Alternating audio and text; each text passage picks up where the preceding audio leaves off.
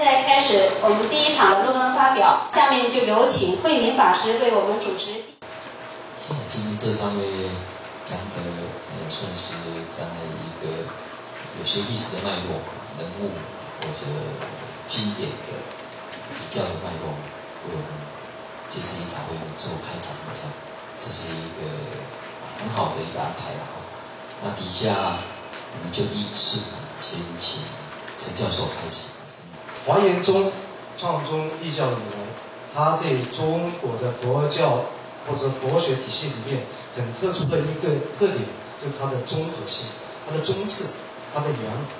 华严宗在宋代的时候呢，有一个高峰，在唐代不用讲了，因为创宗时期那是绝对的高峰，影响很大。到宋代的时候，在我们江南，特别是净水法净源法师那里呢，有一个时期呢，也是一个小的高峰。然后元代的时候也是一次，明代的时候呢，也是一个阶段。但是相对来讲，留给我们的遗产，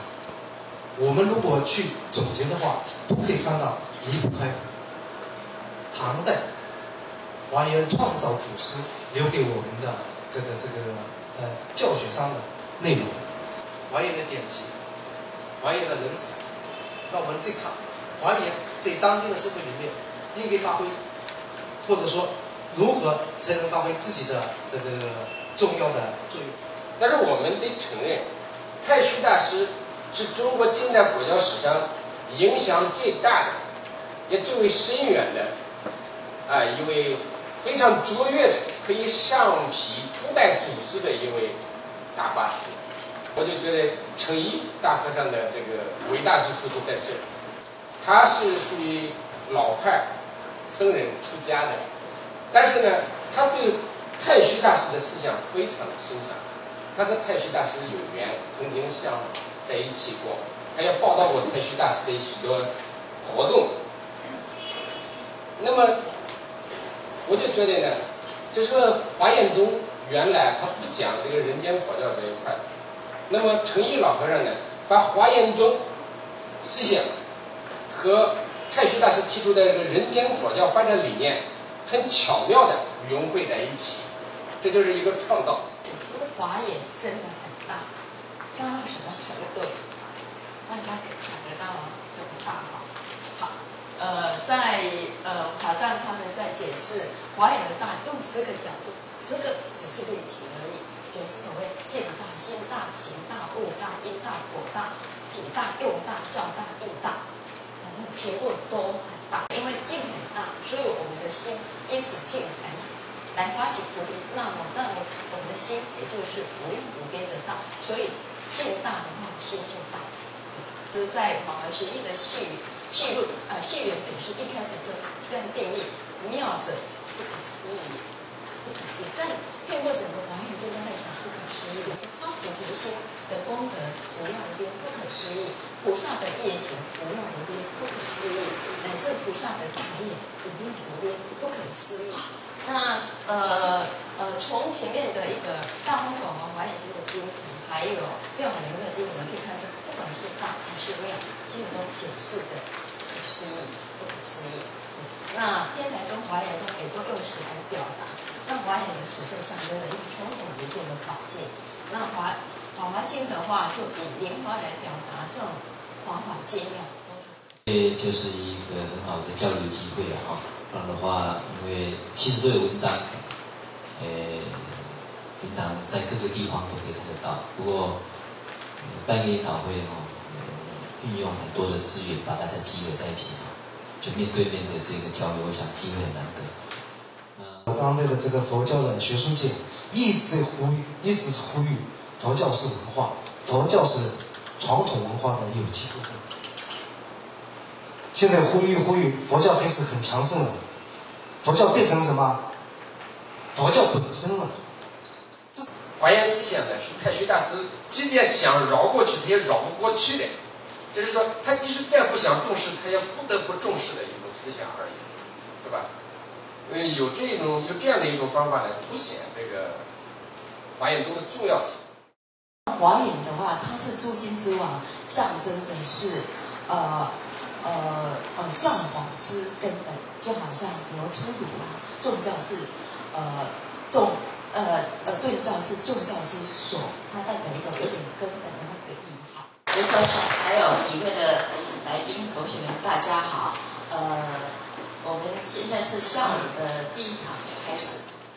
如果我们追溯讲去啊，最早是要商人的近代的资本斯大林在《用白诗》里头啊，就讲他打坐的时候、禅定的时候啊，跟诗歌的关系。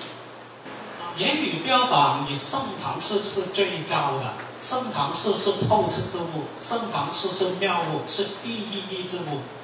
可以说的很清楚了。我们一般都焦点在这，什么是妙物？就是像盛唐诗一样，能无极可求，妙在痛切玲珑，可以很清楚、很容易讲。可是另外还有一个文注意说，汉译上以不解物雅之物，都可以说第一之物，也可以是妙物。《汉经》里头啊提到妙物的，妙物皆完，恶行永绝，几个地方都提到了。在唐代人的解释里头啊，秦观大师解释的最清楚，什么是妙？妙就微妙，离觉相物，觉就是物，后头有解啊，觉就是物，离开物就是物，就是妙物。妙物跟一般的物不同的，它妙在离开的物还能叫物，才叫妙物。后来也讲得很清楚，上教真俗，物尽妙物。不悟的话不成为诗，所以我们知道说悟者妙也，所以叫妙悟。今天我们第三场呢，讨论的主要是以跟华严有关的李灿的一个专题。天台跟华严的关系，它不是一个单向的，它是一个互动的关系。比如很简单，比如我们在谈到关于三外派的时候呢，我们一般会认为三外派本身是吸收了华严的思想，这点没有错误。比如像灵光弘明啊，比如华严本身要吸收天台的思想的话，它可能会吸收天台的一些思想资源、思想资料，它把它作为内容给吸纳进来。但是呢，华严本身还是要给出它自身的一道形式，来接纳这些新的内容。比如像这个唐宋时期的话，隋唐时期的话，它是教官双美，教官双美就是教和官。语言系统和这样一个刑法系统，它是并用的。最终的目的是要用语言系统来指导这个事。语言系统本身只是作为一个方便，或者作为一个附属，它最终是服务于这个行为者。所以这样的话，从关心跟李灿的关系来讲的话，李灿就是从以往那种的方便助仪，发展成一种主导型。曾经谈到这个礼佛的行仪呢，特别将这个礼佛的境界扩展到这个遍及无限。当我们礼佛呢，不再只是一种形体上的动作，而能够一身复现刹成身，一片礼刹成佛，能够达到这样子的境界的时候，我们就切入了《华严经》不可思议的境界。礼佛者呢，它源于这个佛像这种艺术表法，在直观照见表法的蕴含下，它可以唤起我们本具的佛性。那当我们跟佛相应，那在借由这个同一个动作的单纯反复，会强化我们的佛行仪啊。在一般道场来讲，它都是一个很基础的修行功夫。那这个修行的基础功夫呢，其实它可以有不同层次的进入，可以是一种形式化的无心礼拜，也可以是一种很恭敬的礼拜，那甚至升华到无相的一个超越境界，乃至到华严帝王珠的这种境界相弥合。当我们能够达到华严境界的这种礼拜形式呢，可以说就是达到一个真善美合一的境界。传统意义上的教官就并重意义上的关心呢，它其实获得某种自觉，它具有一种相对的自觉性。教法系统本身是依附一种关心，它经常讲的话，它必须要使得关心具有一种紧张感，就是期待感，它必须能够激烈的能够有效的能够就是百望。这个如果是我来说，就是说，其实世间法都是相对的，只要是在世间，任何事物都是相对的。所以有人觉得美，就一定有人觉得丑。你只要不是在绝对境界，就一定会有这种正反两极。谢谢各位来宾的参与很高兴今天能够有这个荣幸可以主持这一场的场次。那这个场次原本主要的论文都是在讨论禅宗典籍中的华严思想那以这个议题而言，我觉得非常的有价值。其实，在唐代的发展里面呢，华严宗与禅宗的合流应该是一个趋势。这个在那个归宗宗义的这个思想里面有极其重要的一个代表。那么具体到这个圆悟克勤的这个思想上面呢，它其实跟它的华严思想呢，体现了3个方面。这个我论文里面谈到了。第一个是它的讲圆融，第二个理论是讲它的那个法界，第3个就是在圆融和那个法界的基础上做了一个叫做华严禅的华严宗的思想来解释禅宗的一些理论。同时更重要的是，这种倾向不是圆悟克勤，而是到了唐代后期，从归宗宗义开始就已经出现了华严禅。归宗宗义开始，华严禅的思想理论体系已经在佛学界蔚然成风。这种华严禅的思想理论在禅门之中十分盛行。到了圆悟克勤弘扬禅法的时代，华严禅的理论依然是一种较为时髦的话题。宝镜三昧歌源自于石头西迁的参同器，那么这个算是原主吧。那阐述这个偏正回悟的妙义，后来传到像药山惟演云烟坛城到洞山良界。其中的那个参同器，门门一切尽回悟不回悟，这是我记录的一个重点，就是说我发现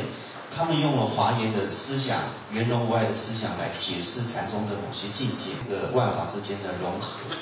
那它其实都是以心为源，融摄万法。本届开始的曹洞宗更是或显或隐的引用了华严圆融思想的教理。那我们后面就来看，一切法即心自性，这是我引用到那个华严经里面，他说出发心即得阿耨多罗三藐三菩提，知一切法即心自性。这个其实跟禅宗其实可以做一个沟通。那么法上他怎么以华严教学的四法界观来延伸5重唯识变成10重唯识？法上他认为刚刚所讲的第5重唯识观那个已经潜向圣性所以这个是叫做离法界然后现在加上第6重唯识呢，叫转生成事唯识观那这就是4法界观。第7重理事聚融唯识观，那这个是理事无碍观。第八重龙氏相入唯识观，那么这是世事无碍观的初阶。下面第9重是世事无碍观的进阶然后最后一重地往无尽为无碍观唯识观这是世事无碍观的完成所以8、9、10就是都是在讲世事无碍观然后从初阶到进阶然后到完成所以以上就说是法上它以4法界观来延伸这个5重唯识变成10重唯识感谢3位发表教授精彩的分享说明理学里面心性2分，因为中国历来都说好像善和恶之间那种判分是很严厉的，但是佛教认为善可以成恶，恶可以转化为善，这个一念之间的这样一种，就是在人的一念之间，所以这个一念很重要的。那让我们受益良多，所以我们这个场次就进行到这里，就在这里结束。